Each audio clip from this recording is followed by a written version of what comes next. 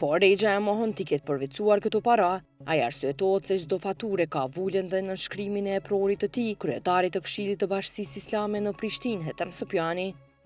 Me rregullore është në rast se urdhërdhënësi. Kush ka qenë urdhërdhënësi juaj? Kryetari i Këshillit në këtë rast. Kush është kryetari i Këshillit? Është Kush ka Hetem qenë? Sopjani. Pra po thoni që ju nuk keni bërë asnjë pagesë pa lejen e Hetem Sopjani.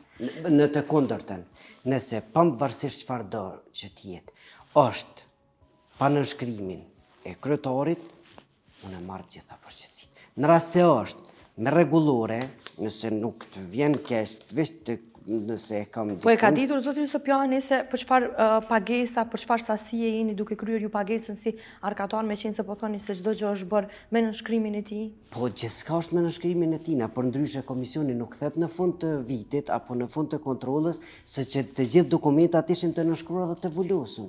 Po në rregull, e ka ditur zoti Sopjani se po dihet se për çfarë pagese? Në rast se nuk e pagese? ka ditë atëherë pse? Ku ka qenë detyra e tina? Ku ka qenë ai? Në rast se ai nuk e ka ditë.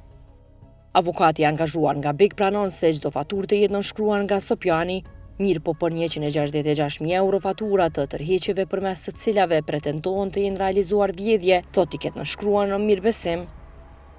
Shikoni, sipas procedurës, secili dokument financiar që është prezantuar klientit tim është nënshkruar në besim sepse s'ka arritë. Zotri Sopjani ka nënshkruar fatura në vlerë 166.000 euro, që sot pretendon që për gjitha ato t'i shkelur besimi.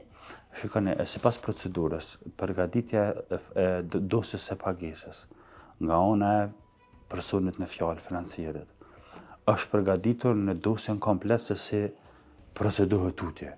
Dhe normalisht kjo formular apo faturë normalisht është nënshkruar sepse ka qenë kriter në nënshkrimit dhe nga ana e kryetarit. Por kryetari nuk ka pas informacion se çka ka ndodhur me cilën do prej tyre faturave ose ç'është bërë fare furnizimi.